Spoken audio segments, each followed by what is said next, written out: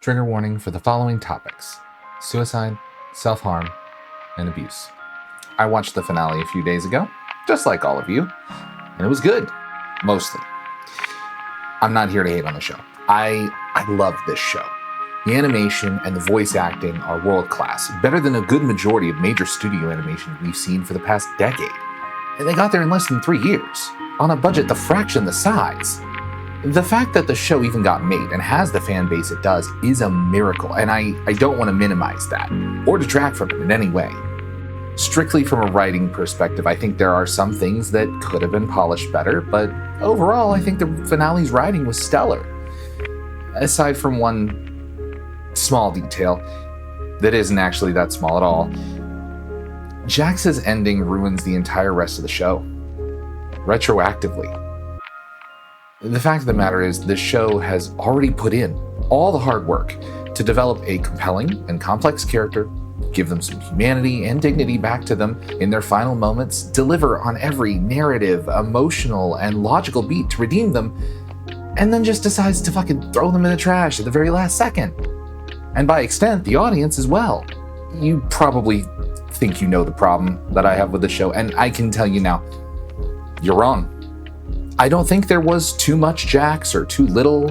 Sure, I have nitpicks about how little runtime or character development the supporting cast ended up getting, and I would have liked some proper explanations about the lore, its implications for the future of Circus would have been nice to see.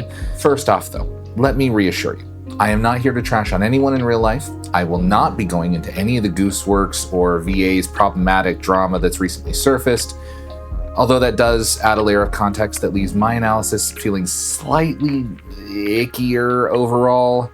If you want my thoughts on that, you're going to have to drop it on one of my live streams and annoy me for it there. And fair warning, if your only contribution to the conversation is it's not that deep, then I hate to inform you that your comprehensive listening skills and media literacy skills are non-existent. This will be the most supported argument I will ever stand on a hill to die for. And it's all right if you don't want to engage in that discussion. What this video will cover is precisely one thing: how the writing developed Jax into an interesting character, one who wasn't worth redeeming until the very last second. And then instead of doing literally anything with it, put him, or her, depending on how you look at it, into literal hell for digital eternity, all without even having the decency to actually kill Jax off. But we got a slideshow about Leroy though, and that's a good starting point. Let's get everything that doesn't actually matter off the table. The real world.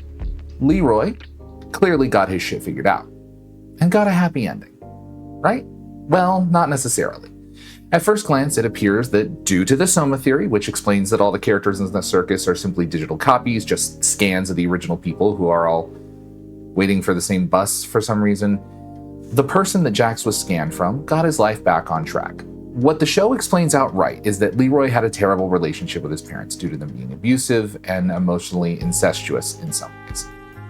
And I'm going to admit up front, I relate a little bit more than heavily to this, due to having been raised by an emotionally incestuous narcissist of a mother and a practically absent father.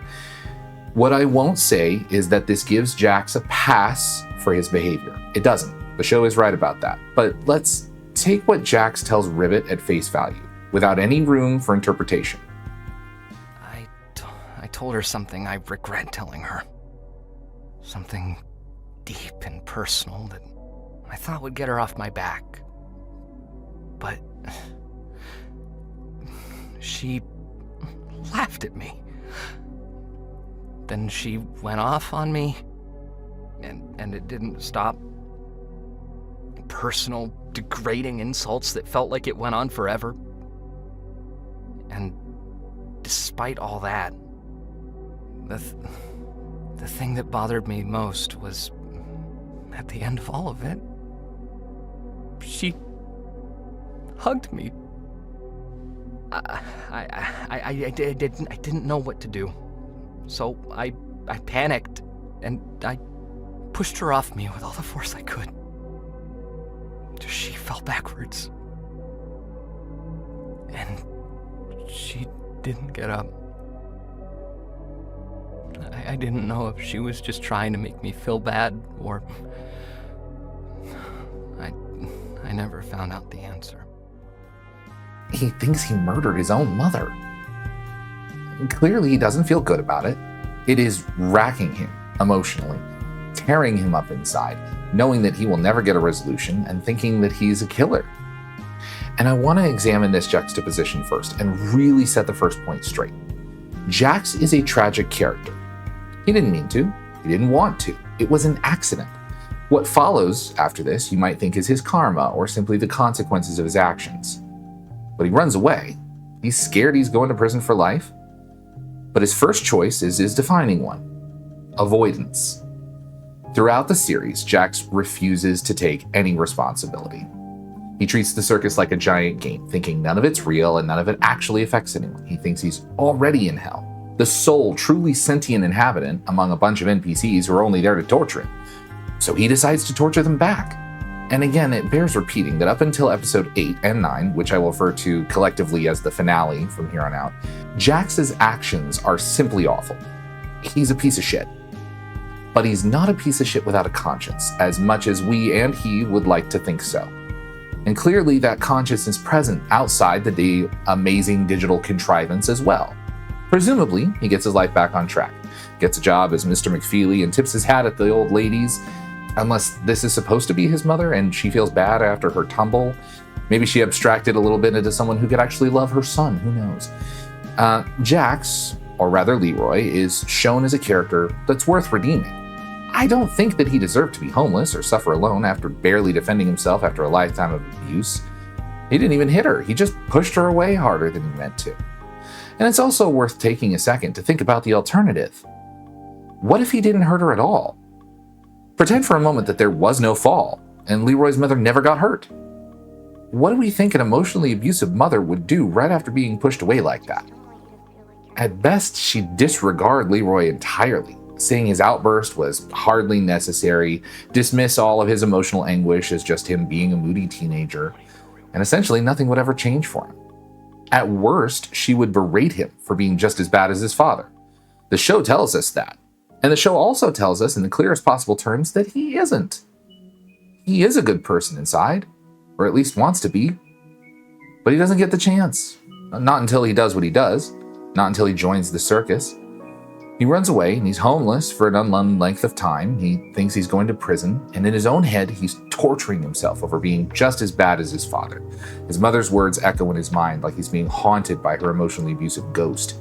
But at some point, they find him.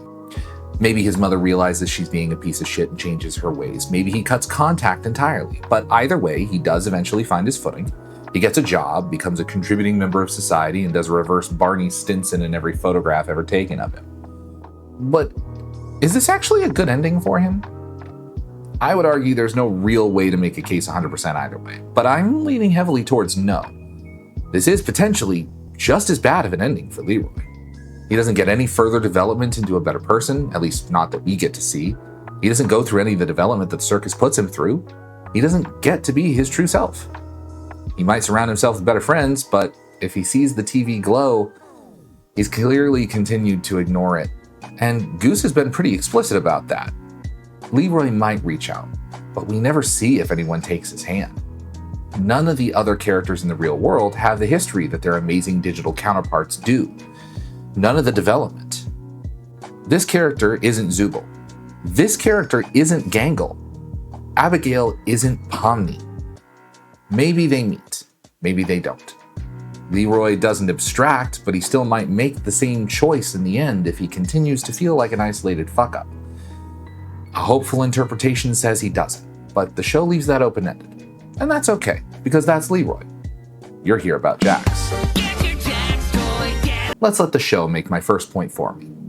Even though it's digital, it's still real. Oh my god. This is real.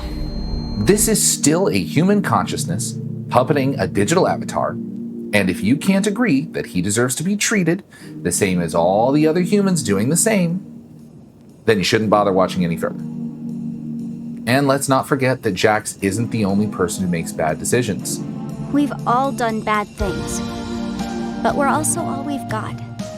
The amazing digital cell block is really just that, a prison. They're effectively inmates with life sentence. And some of the characters do decide to align themselves with that headspace. Most prominently, Evil Pomni. Sup, I'm Evil Pomni. No, not that one. Yeah, that one. But also Zubul, Gangle, and even Ragatha, though she's too nice to actually make a dent with it, all lash out. How they deal with their actions afterwards varies, but the point here is that no one's innocent, except maybe Abel. Make the right choice. Jax can't see himself as anyone other than the person his mother made him out to be. Weak, effeminate, lacking in any masculine qualities. And it hurts him. He doesn't understand why, but it hurts him. And anytime we see him compared this way, he pushes back hard. He justifies his lashing out by saying that none of it matters because none of it is real. He learned from the best. He's emotionally abusive to everyone else, following the blueprint his mother gave him. And he hates it. He makes the wrong choice.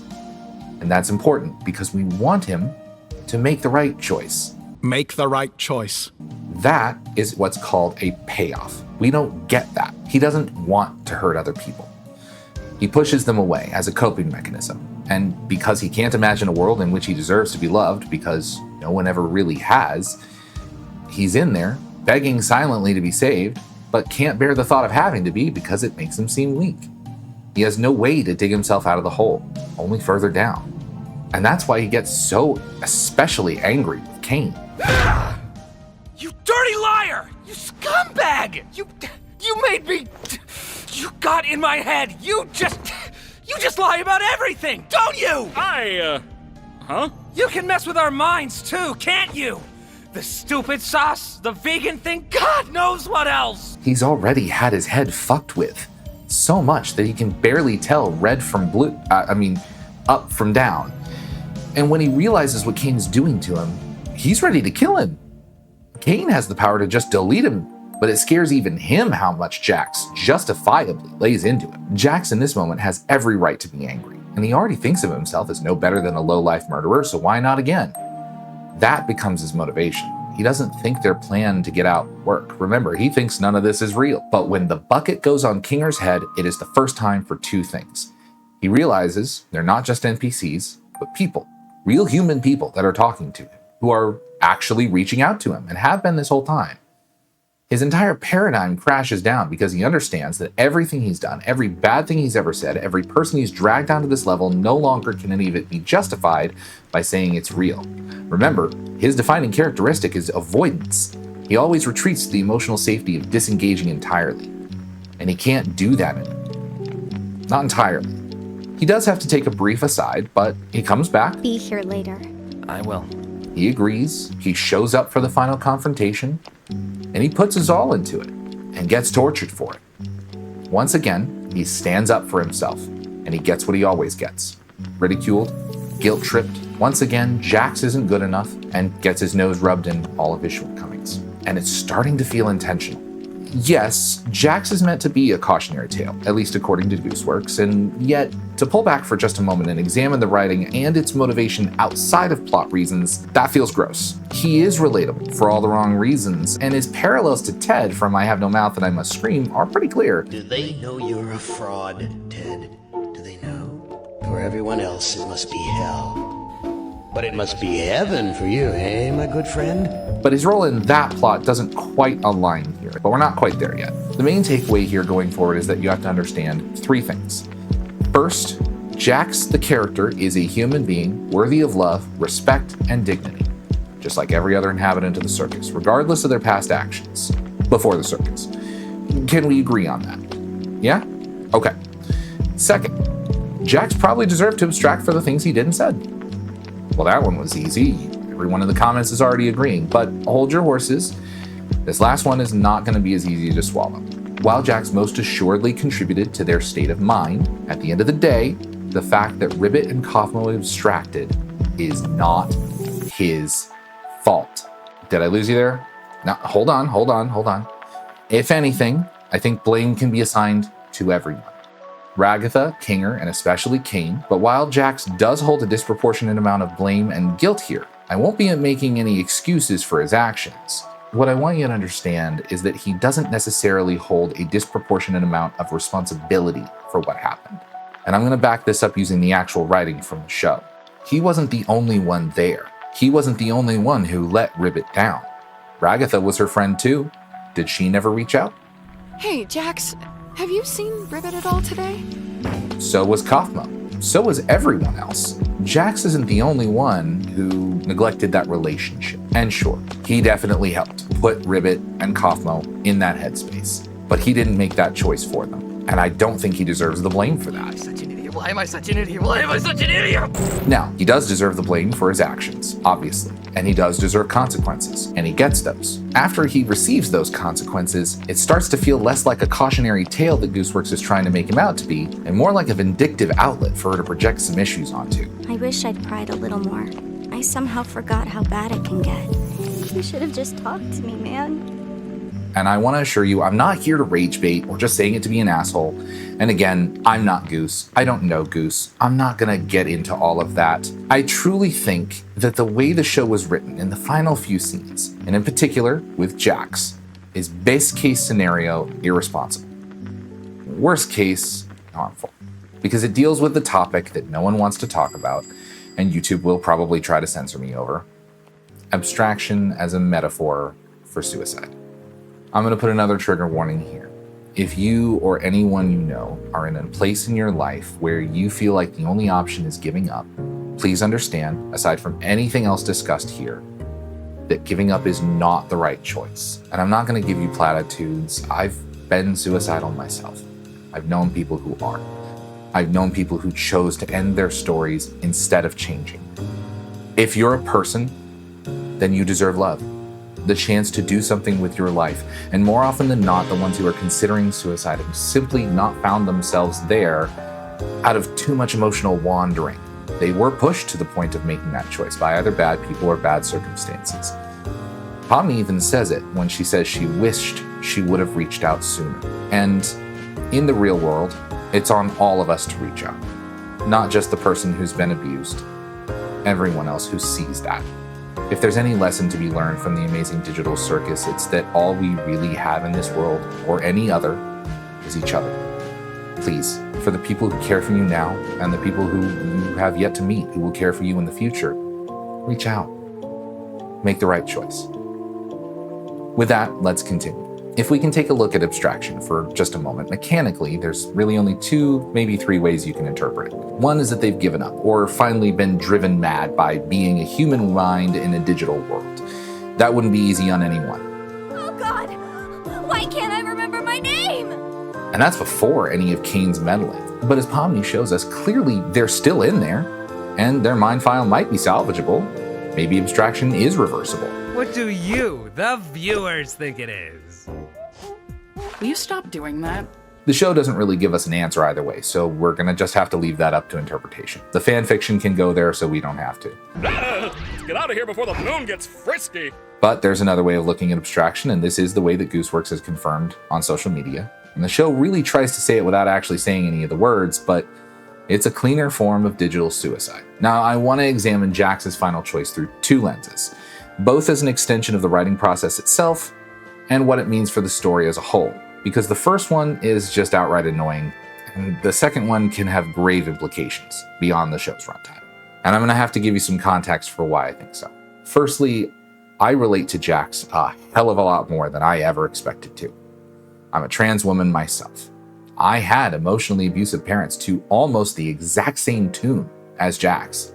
I had to cut contact with them nearly a decade ago over my identity, as well as their involvement in the very real and systematic abuse within the troubled teen industry, conversion therapy, and the political forces that fund those atrocities that turn young people into either abusers themselves or just reduces them into statistics. It was surreal watching the reveal of this character's past and have it overlay so cleanly on top of my own lived experience. And I'm sure none of you will feel the same way I do about Jax and might not care enough about that character because of that. And that's exactly why I want to highlight it. After I broke off contact with my own family, I was homeless for a number of months myself. And though that was my choice, it was the only option that allowed me to become the person I needed to be instead of what everyone else in my life was trying to make me become. And choosing to be homeless was not the solution, for the record. But it pushed me to the point where I had to accept help. I didn't want to. My defining trait was avoidance. It took finding someone who was very, very good to me, better than anyone who had ever been to me in my entire life, to choose to be better. And that didn't come easily. I wasn't good to them at first, not like I am now. I didn't want their help. I didn't trust it. What is this? And it took years of being with this person for me to finally come around on that, because of how hard it was for me to trust that that wasn't just going to end in flames as well, that I wasn't going to crash and burn in this relationship too, just like every other one I ever had. Any torment I inflict is 100% accidental, like any good war criminal. I've been married before. I've been in relationships before. Every single person had said, no, I care about you. And then all of their actions told me the exact opposite. There was no world in which I was ever going to be able to trust someone unless they were going to take a chance on me and keep taking chances on me until I finally believed them. That's important. The reason I take so much issue with the writing is that this ending only leaves two interpretations for anyone who resonates with Jax like I do.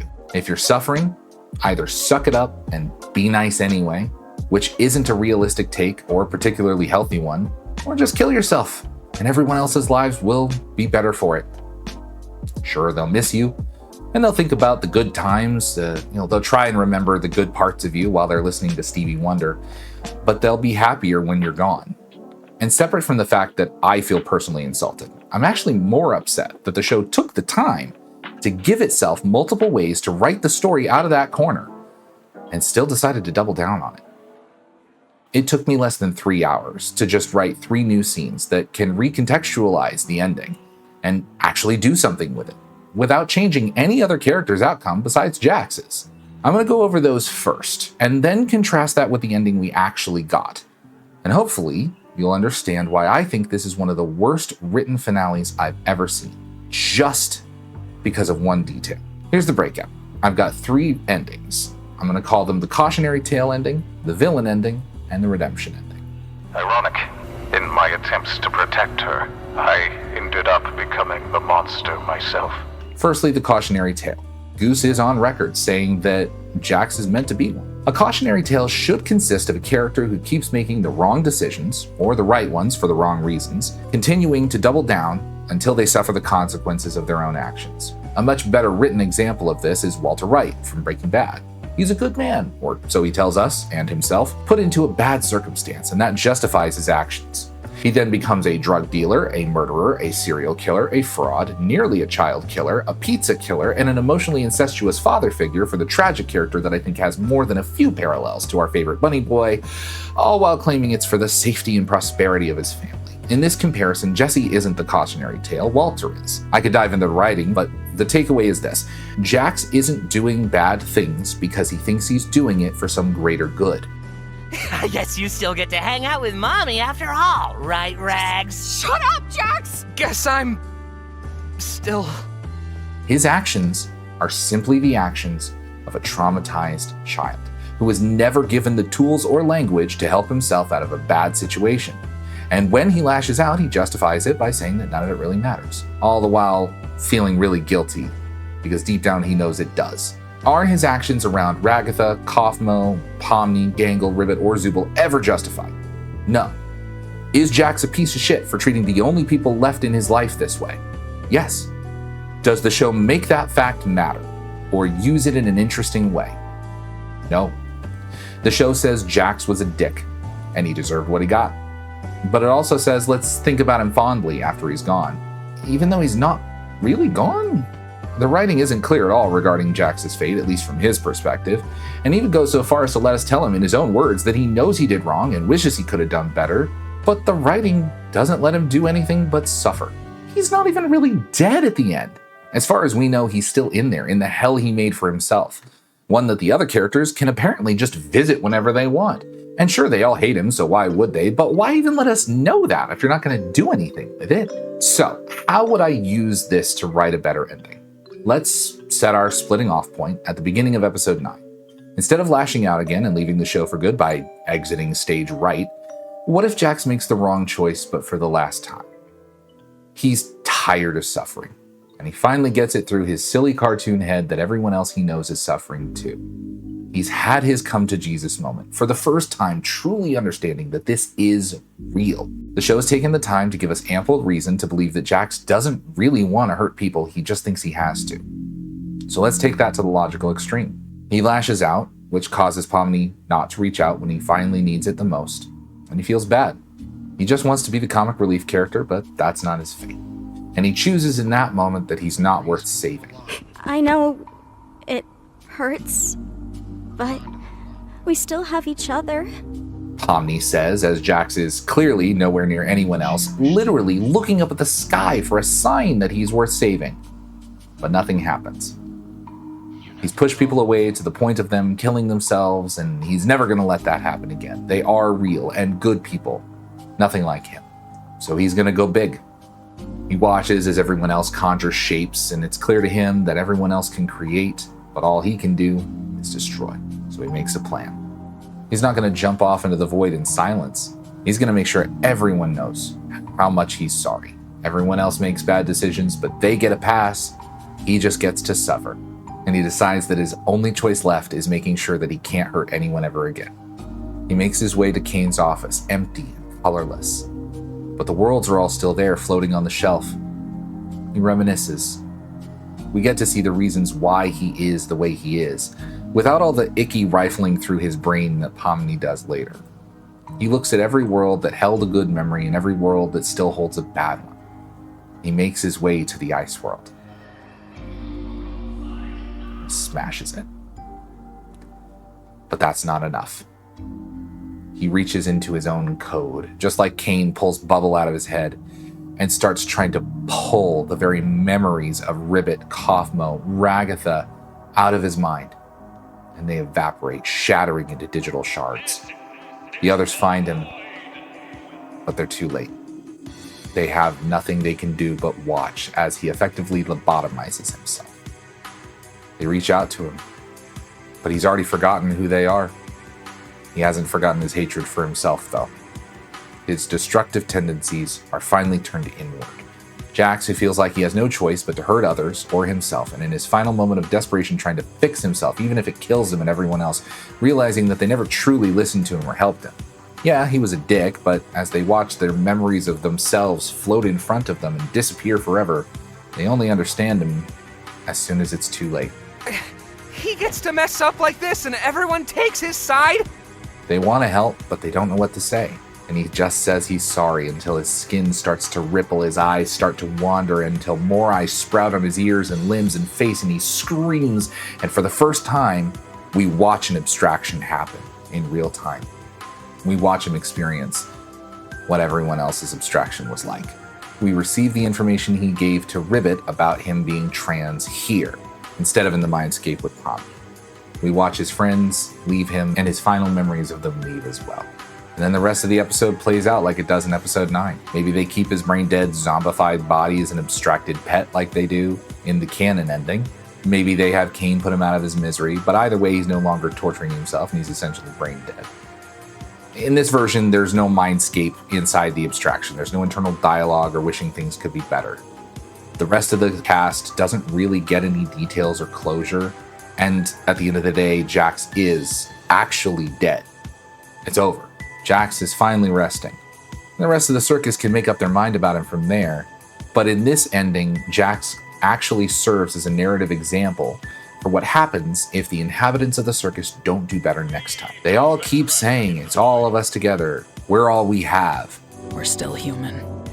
Except for him. And no, he didn't make it easy on them, but they're literally the only 5 people left in the world as far as they're concerned. Essentially, this ending isn't any different. The only difference is we actually see what he does, and so do the rest of the characters. Because they have to do something with that. You can't have an audience as young as the Amazing Digital Circus audience is, and treat suicide like it's a positive outcome for anyone. They all need to realize that yes, they shouldn't have had to deal with what he put them through. But also, yes, they should have reached out more. They should have tried harder. They are all they have. And the final moments of the show makes it very inconsistent. They keep saying, We're all in this together. and yet they always exclude Jax. You guys. He's right about that. The characters shouldn't be allowed to feel good about Jax abstracting, or Jax being neutered, or Jax being brain dead. He's gone, and it's not just his fault. It's everyone's. Kane's, Pomni's, Ragatha's. It's not a happy ending, but if you're going to kill off a character via suicide, if this story must end with Jax ending his own life, it can't be a happy ending. It has to be tragic, not bittersweet. Otherwise, you run the risk of romanticizing it. Materially speaking, it would have taken maybe a few more scenes to animate, a tiny bit more voice acting, and that's it. Cautionary tale ending, done. Roll the amazing digital credits. I don't think he deserves to die, but a lot of you seem to. Wouldn't it have been much more satisfying, or at the very least interesting, to actually see it happen? To actually understand this is not a good ending for anyone. Jax simply offing himself somewhere else in the circus with no one else around isn't engaging. It barely qualifies as a cautionary tale.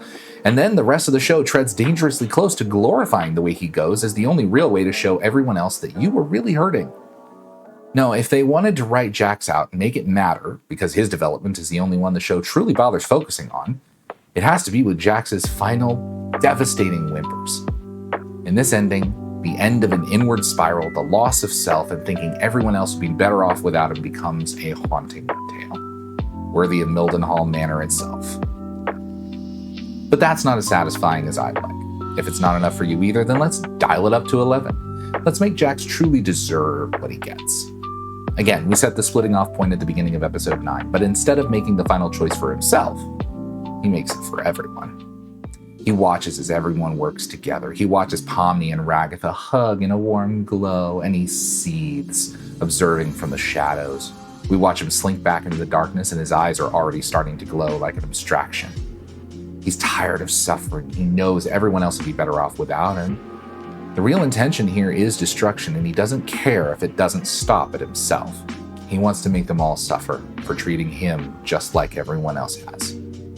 He finally understands that Ragatha, Kinger, Gangle, Zubul, Pomni are all real people. They're not NPCs. They're real. And that means something. They all think he's weak like his mother. They all think he's a villain like his father. And he's going to prove to all of them that they're right. He's already done it. The safari, the White House bombing. Please don't take this down YouTube. It happened in the show. He's already killed or tried to kill everyone in the show at least once already. He's been playing with it in his head. He's got a taste for it. Everyone thinks he's a no-good murderer and he has no room for redemption. Good. He'll play with that, so he starts to toy with them. He conjures guns. He conjures traps. He doesn't let them rebuild. He says this world is falling apart and I'm gonna take you all with me. Let's get through this together? Ha! You idiots could never be a team. We teamed up against Kane and we all lost. None of you know what I've actually been through, so now I'm going to make sure you do. And then Kane comes back. At first, Jax is scared, knowing what Kane did to him last time. But now he's on the same train of thinking as Kane. He doesn't remove Bubble from his head. He keeps glitching. He's angry at everyone for killing him. And Jax is now the second devil on Kane's shoulder, telling him to get revenge and that he'll help.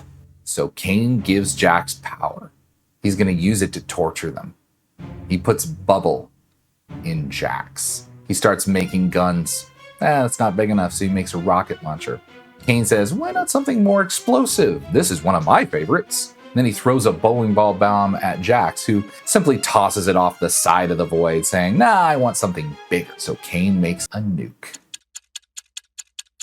With the stakes finally realized, the rest of the team actually works together. They understand their mistakes, realizing Jax is the example of what happens if you get it wrong. But even in their last moments, they still try to show compassion. They all surround him, pushing him to the edge of the void, and they hold him accountable for everything he's done. They list off everything he's ever done bad and hold him accountable for it. But at the end of it, they still reach out their hand to help him. They tell him, you can be better than Cain, and you still have a place at the table despite everything, because truly, for the one time it will ever matter this much, they have to get through it together. You still get to have a clip show of him making bad choices. You still give him the option to change, but it's too late. He's too far gone. He's chosen poorly, and instead, he doubles down. He pushes everyone down, knocking them to the ground, including Cain. He gets a big, half-abstracted, half-strung-out form, like when Cain was flossing his teeth with him, and he slithers around, less rabbit and more snake. And he's not about to let Cain have any more power now that he finally has some of his own. Bubble shows up for a one-liner that distracts Jax just long enough for Pomni to conjure her trusty revolver, and in the split second his attention was broken, she shoots him. Pomni, I can't believe you thought that would work. I'm more powerful than you, than Cain, than God. Nothing will ever save you from what I have planned. But as he slithers towards them, the bomb catches on his stretched out form, and he stumbles. The mask slips for just a moment, and the scared child is visible again. He reaches out for help, but he's already made his choice. So has Pomni. She shoots past him. She takes a breath, relaxing before the trick shot makes the bullet bounce around the circus and straight down at the nuke. It's pulling him down from the circus by its weight, and he screams, "Wait, no!" before the void is consumed by a nuclear shockwave, destroying half the island the circus is floating on and destroying Jax's code mid-abstraction, truly killing him. The characters all start to slide toward the open chasm, fireball in view below, but Zubul pulls out all her arms. Gangle stretches out, saves Kinger. Zubul catches Pomni. Ragatha loses her grip at the edge and starts to fall, but is saved at the last minute by Cain. He puts her down, and with a snap of his fingers, albeit it takes him one or two tries without Bubble, deletes the nuke before the shockwave reaches them, along with whatever is left of Jax. Stabilizes the circus before turning around where everyone is holding one of Jax's leftover guns aimed at him. He holds up his hands. He says he's sorry.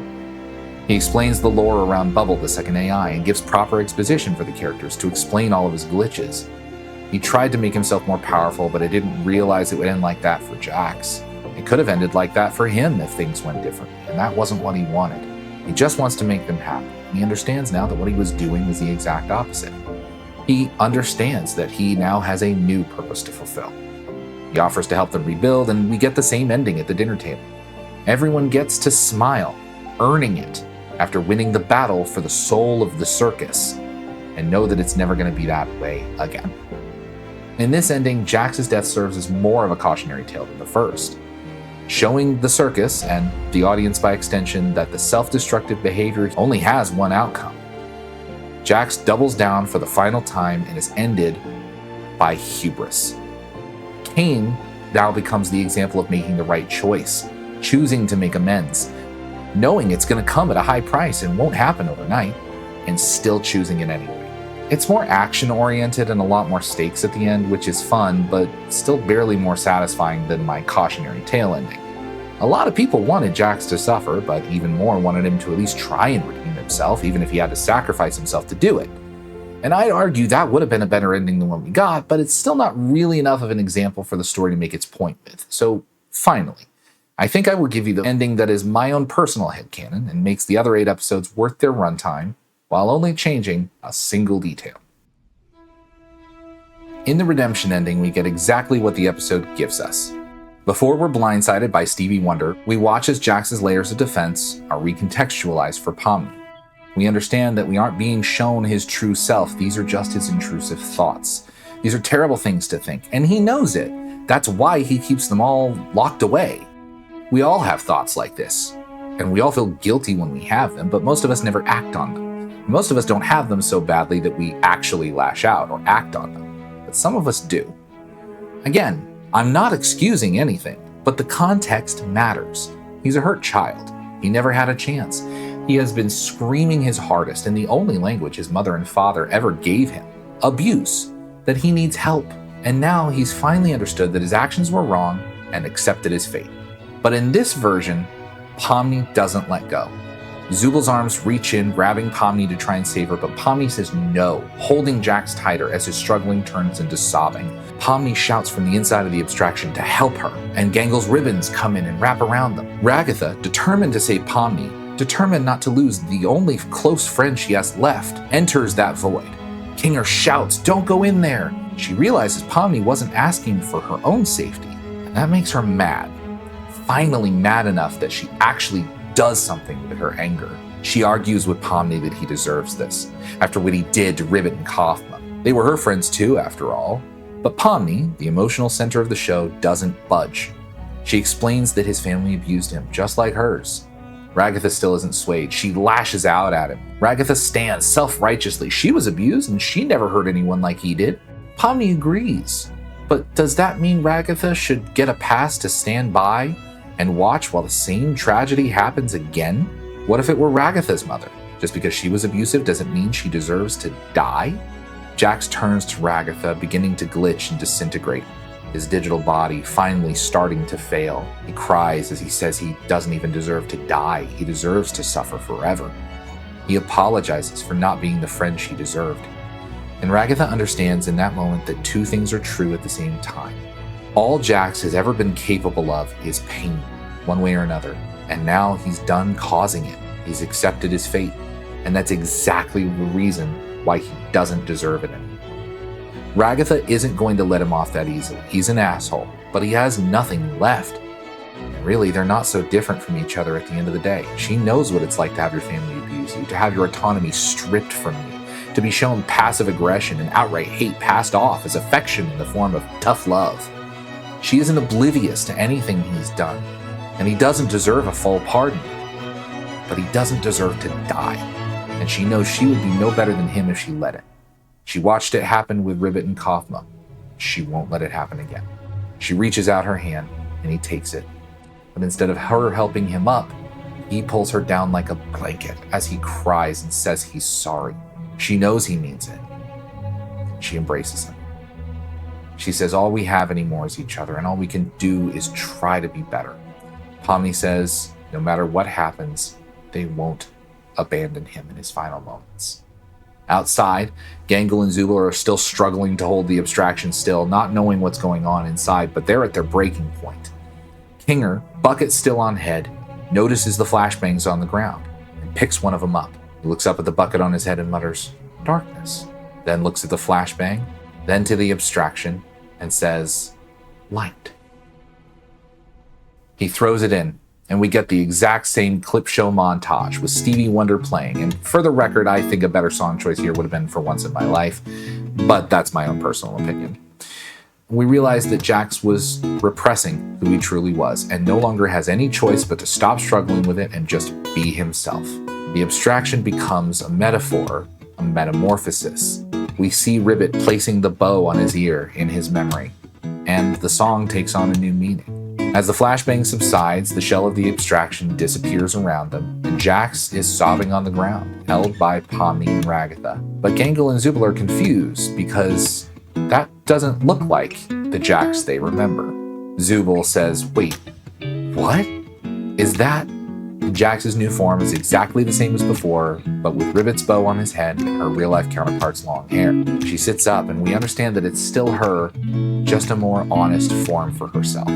What we've just watched is her accepting the death of who she used to be. It's a visual representation for literal ego death. Ragatha and Pomni let go of her gently, and she stands up to examine herself. And finally, after a few seconds of waiting for the other shoe to drop, it never does. Jax, for the first time, breathes in and out as herself.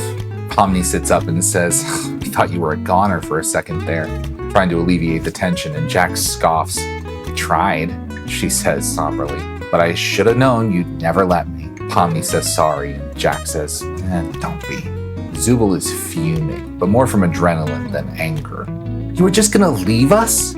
She hugs her too tight and she can't breathe, squeezing out a "sorry." Zubal calls her a fucking idiot. Gangle throws her sad mask to the ground, shattering it. She is angry. She lays into Jax. "You think you can just apologize and everything becomes better again?" "No," Jax says. You're all just gonna forgive him? How long until you just shoot us or insult us again or... Huh? No, Jax repeats. Nothing is better. Not until I try to make it that way. Gangle's confused, speechless. Jax continues, I'm sorry for everything I've said, for everything I've done to you and Ribbit, Kaufmo. I should never have given you that awful name. Sorry. Gangle is conflicted. This is her abuser apologizing. She has to face the same thing that Jax did. Her abuser is saying sorry, and she's not sure she can trust that. Jax says, I know I don't deserve another chance. And Gangle starts to fall to her knees, and Zubul reaches out to catch her, but Jax is the one who makes it there first. But I'm not going to waste it. Jax, for the first time, lifts someone else up. And not for her own sake, for Gangle's. It's not immense, not by a long shot, but it is the first tentative step made earnestly for the person it matters most to. Zubul tries to close out the scene on a one-liner. I always knew you'd look good in a dress. For a second, Jax whips around, wanting to be upset, but then she realizes it's not embarrassing anymore. What is that supposed to mean? She asks earnestly in a callback. Zubul shrugs. I mean, you deserve to have a body you're comfortable in. You look good in a dress. They leave the hallway and start to repair the circus. They all work together to conjure a better home for themselves. The color comes back, and Jax's transition, both narratively and literally, becomes the method by which Kane finally understands his own actions, observing the circus goers and their choice to heal instead of simply letting things run their course. He's able to examine his own motivations, understanding what he did wrong. We get the same glitchy Gollum scene where he talks to himself, but he makes the right choice. The right choice. And gets rid of the blue AI, but not before fixing Zubul's body for her as well. And then the rest of the episode is exactly the same, but with Jax on the couch as they watch their slideshow. And she gets to sit at the table with everyone else, part of the circle, choosing to be there. And now, truly, they are all together. They're stronger for their struggles. They've all learned to see each other for who they truly are, and they can tackle anything that comes their way in the future. This ending gives Jax a satisfying redemption, a truly new lease on life, as well as healing for Ragatha, resolution for Zubul and Gangle. Kinger now has a lead on possibly even healing the other abstractions. As Ribbit, Kaufmo, even Queenie and Scratch, he might be able to go in and try and put them back together. And Pomni is finally able to realize her purpose as the glue that keeps the circus together. And she hasn't fixed him. He has to do that. But she gave him the chance to do it by being the person who didn't give up on it. And they're only able to do that because they did choose together to be better, knowing just how close they all came to oblivion. They've all found a new purpose to fulfill each other. Finally, we can now compare these endings to the canon ending of the show. Jax abstracts off screen. Pomni feels bad about it and decides to perform the digital equivalent of rifling through his diary and violating all of his privacy just so she can send him off into digital hell with a hug because she wished she could have fixed him. In this ending, she proves Jax right. It's narratively unsatisfying. Sure, be here later could be interpreted as foreshadowing to his abstraction, but it removes it from the context of that moment in which Jax realizes there are consequences to his awful choices and confronts him with the option to change his behavior and do better going forward, which he appears to want. And it's at this point his character development falls apart because the next thing he does, justifiably after losing to Kane, is lash out again, and specifically calls out the double standard that everyone else is holding him to.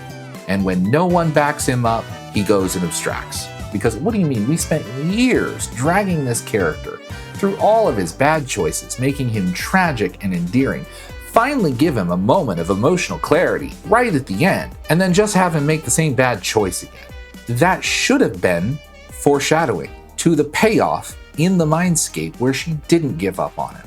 Otherwise, why have that? Saying she wished she would have reached out. I wish she would have too. That's not even going into a different fact. The canon ending normalizes Ragatha's fawning trauma response and treats it like it's a good thing when it's actively harmful to her relationships. Pomni doesn't get to accomplish anything of note aside from simply surviving, and Zubul and Gangle get to have sex. Good for them.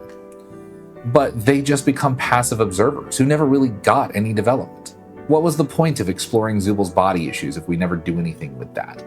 No one gets to make their mark on the world or fulfill a purpose aside from Cain, who receives 0 consequences for his actions and barely earned it after a last possible second sharp right turn into a change of heart. At the end of the day, Jax wasn't a good person, but by giving her the chance to see it and really feel it, she earns the redemption. She isn't handed it on a silver platter, she's still going to have to work for it, and through this metamorphosis, this rebirth, she becomes the very lens through which every other character's issues can be examined with clarity and conviction. Without it, every other character's ending falls apart. Does the canon ending truly do anything with the work it's put in for the last 8 episodes? I would argue no, and it's only because at the very end, they don't follow through. Gangle cries for her abuser, which is disgusting. Ragatha loses another friend and only retreats further into the shell of being what everyone else needs and neglecting herself, never healing from her own trauma. Zubal still has to live in a body that's more uncomfortable than anyone understands, and Kinger doesn't have a change of status quo whatsoever. Neither does Pomni, really. No, the canon ending says that Jax was struggling, and because he couldn't deal with it, he deserved what he got. That it's on the people who have already been shredded by abuse to reach out, instead of everyone else who can clearly see you struggling. And that we should be happy that things aren't worse than they already are. And if that isn't enough for you, then you should go find a dark corner and abstract. And that's darker than any ending I could write. What do we have when you people leave? We're just obstacles, created to be defeated and forgotten.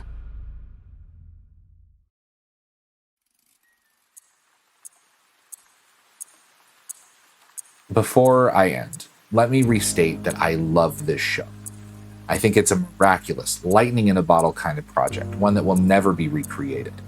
The animation and voice acting is world class, and the community is massive and diverse and full of love and life, and I am so proud to be a part of it. I hope this doesn't just come across as my amazing digital crash out, but I would be remiss if I didn't try to examine this with the lens of responsibility that Glitch clearly didn't. What does it mean if your self-insert character made everyone else's lives better off by killing themselves? I'm not sure that's a message your show, one that has an audience primarily of children and young adults, should be taking away from the theater. They're already struggling through some of the worst inflation and financial inequality in world history, not to mention all the unprecedented, once-in-a-lifetime global events that keep happening on top of being teenagers, which is hard enough already. Or young adults. I don't want to exclude you. Escapism should help people, not push them further down a bad path. And in this way, I think the ending of the show itself is the cautionary tale. Without actually following through, allowing Jax's character to transition and become a better version of herself, it's a farce. It's facetious at best and dangerous at worst. And while I'm usually a proponent of separating the art from the artist, in this case, they're kind of tangled up in a way that doesn't leave me feeling good about this IP and its future. I think we all deserve better than what anyone got, especially Jax. And that's not to say I have other issues with the ending. I think the rest of the ending, the rest of the show, was perfect. I don't have any notes. They clearly wanted to do something with Jax and didn't. And by not doing anything with Jax, it changed the ending. It changed the message. The episode we get seems more interested in punishing Jax than actually fixing any of the problems that he or anyone else was struggling with. Yeah, sure, everyone's going through their own struggles, but Jax has been struggling since day one, and worse than all the rest of them put together. The finale has Jax understand that he's never truly been worth caring for, and through the others in action, agreeing with him. As a trans writer myself, I have a responsibility to my own creative strengths, my audience, and the world at large to make sure that my lessons, the ones my work teaches, even on accident, are good ones. As storytellers, the onus is on us to tell stories that matter, not just to the characters we play with, but also the world that interacts with them. This story could have been so much better, and with alarmingly little effort. Villains should be punished. But was Jax truly a villain? Was there really no other way this could have ended for any of them? Absolutely not. No one's motivation is truly black or white. We all have to live in the gray. You and me, out here in the amazing analog world. The show wants to tell one story, clearly, but in the end, it tells one a little bit different, and not in a good way. I still don't understand about the adventures. Why even go on them at all? Why not try to find a way to leave? Well, we usually do when we first arrive, but after a while you start to realize that you really can't leave. After recording this video, watching a few fan edits, theory videos, and dissections of the series as a whole, I have to say I haven't changed my mind, though I do think that the intention of the writing was to show rather than tell. To give an example of a character who did push everyone else away, to the point that when they were at their lowest, there was no one left to turn to. But that's not the goal I would have liked a trans writer to achieve with a trans character. For example, I think that I Saw the TV Glow achieves this in a much more satisfying way by simply showing the main character's choice not to reach out, not to choose themselves, without shying away from the abject terror that leaves us in, plain and outright. Like I said earlier, I like the overall resolution to the show. I'm not even that mad about Jax abstracting off screen, although I still feel like it drifts dangerously close to saying that if you relate to Jax that closely, that your absence, while felt by others, still leaves them better off without you. But I think that less because we didn't see it, and more because the show consistently holds Jax to that pesky double standard. I'm not saying they should forgive him. He never says he's sorry, but he is. And no, it's not up to them to see that. But Pomni did. And if Jax is responsible for choosing to push them away, she's also responsible for choosing not to reach out. She started to, with the others, only after Jax abstracted. And that feels like the show saying it wanted to wrap up Jax's story this way all along. If that's actually true though, then why even make Jax trans in the end? Why make her sympathetic or fleshed out at all? As I've said before, I relate nearly one-to-one with Jax's lived experience. And by extension, Goose's, if that is what she's done. Again, I don't want to speak on her behalf, but it almost feels like the show is talking about me. If you're only going to write a trans character, fully intending from the start to kill her off and use her as a lesson for the other characters, then I wish they would have at least done it the other way around. Flesh out Ragatha so we can contrast her abuse and how she processes it differently. Flesh out Zubul and deal with her body dysmorphia, contrast that with Jax's. They leave all these interesting breadcrumbs of characterization, but none of it goes anywhere. One thing I would say I've changed my mind on, however, at least since I originally wrote this script, is that Gangle crying is not as problematic as I originally thought. She's conflicted. She was abused, and her abuser died horrifically, whether or not she witnessed it. She's allowed to process that however she has to. But from a writing perspective, most of the things that actually held emotional weight for me remain not just unresolved, but unacknowledged. The ending still leaves me feeling hollow. And if that was the point, then I guess they succeeded. But the longer I think about it, there's a final aspect I'm compelled to consider. While I think the ending of The Amazing Digital Circus may feel satisfying for some and hollow to others, and I've outlined the narrative reasons why that might be the case, I think the bigger question needs to be an examination of ourselves and our own bias that we carry with us as an audience and in our daily lives. I'm not going to psychoanalyze a stranger. I am not a therapist. But the only reason I was ever able to build that trust and make the right choice was because someone reached out to me. Not because I reached out to them, not because I deserved love or decided that I deserved it, but only because they kept reaching out to me, even when I was a jerk, even when I pushed them away. It's easy to say that Jax shouldn't have given up, or that because of his abuse, everyone was justified in abandoning him to his fate. But that's not entirely true. Ribbit tried, and yeah, he pushed her away. Ribbit and Kaufmo didn't deserve to abstract, but Jax doesn't hold the sole responsibility for that. Kane does as well. So does Ragatha, Kinger, Zubul, and anyone else there who abandoned them, who didn't reach out. It may take time, but they'll come around. We can't fix every problem. Not with ourselves. Not with the world around us. But we can still do what we can. It's gonna be a lot of work. But it won't be a lot of work alone.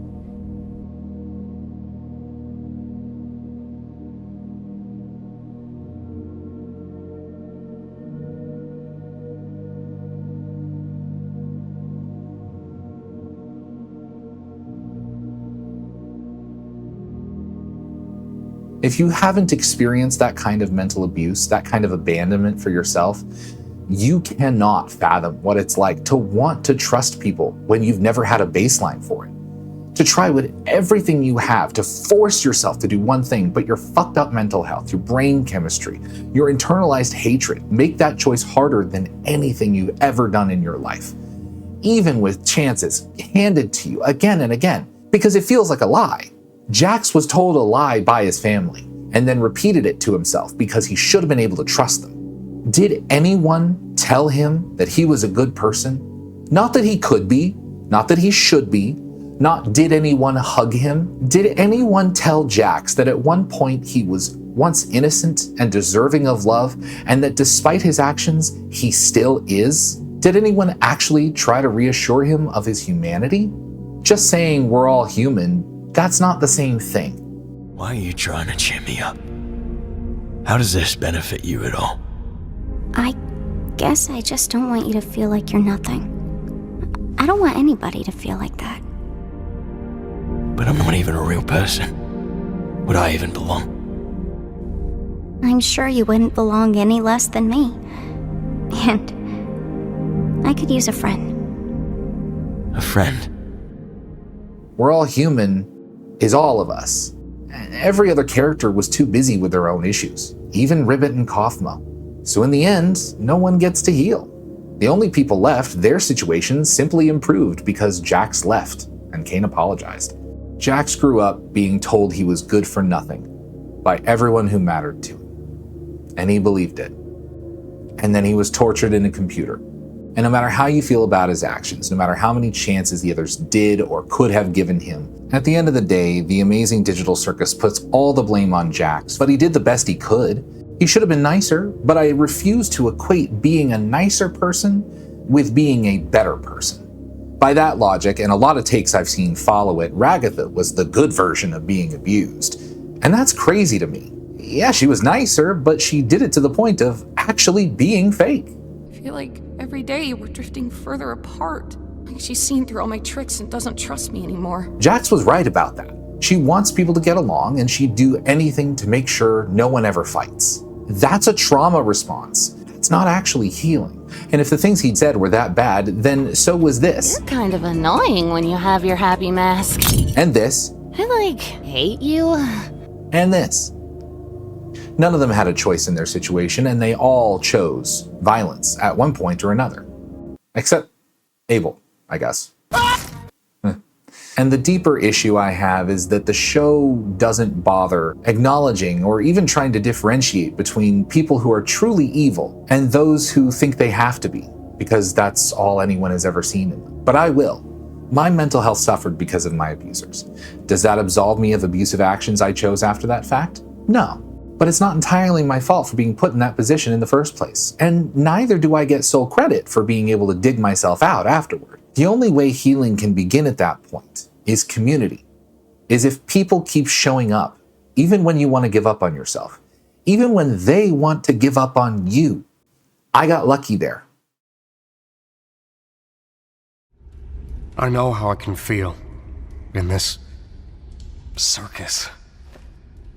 Sometimes it all just feels pointless. Yeah. But it's not. Not if you have people who care about you. I'm glad you trust me. Good memories can do a lot. Hold on to them. And cherish the people around you. You never know when they'll be gone. Your secret's safe with me. In this world, the worst thing you can do is make someone think they're not wanted or loved. I'm glad you're here with me.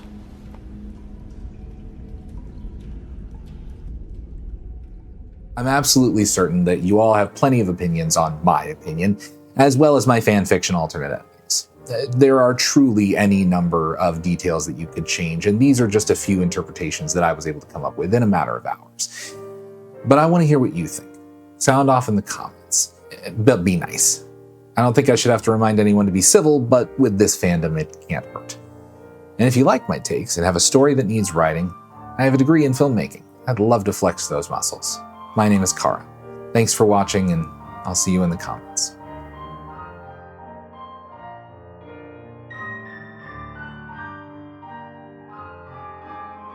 Editing Kara here, wanting to leave on one final note that I understand the digital circus is primarily focused on grief and how one should deal with it, and I think that aspect of the show is handled quite deftly. But especially in the year 2026, when it's already hard enough to be a trans person, I don't like the fact that the show made the only explicitly trans character the one who dies, especially with as much unresolved trauma as Jax had. Jax could have learned how to deal with grief. She was holding herself back just as much as everyone else was. And while dealing with the grief of losing someone is a very important message, when it comes to LGBT folks, young adults, or just humans in general, I'm much more interested in talking about how to prevent grief than just how to deal with it afterward. The way the circus treats Jax's passing implies that it's something we just can't predict and that no one is responsible for looking any deeper. And no matter the abuse, you shouldn't be told to just suck it up. That's how we get more unhappy endings. Even though the signs were hard to see, they weren't invisible. And the digital circus leaves that aspect of the conversation completely by the wayside. As I said before, please let me know what you think in the comments below, and hopefully we can all figure out how to be our best possible selves together.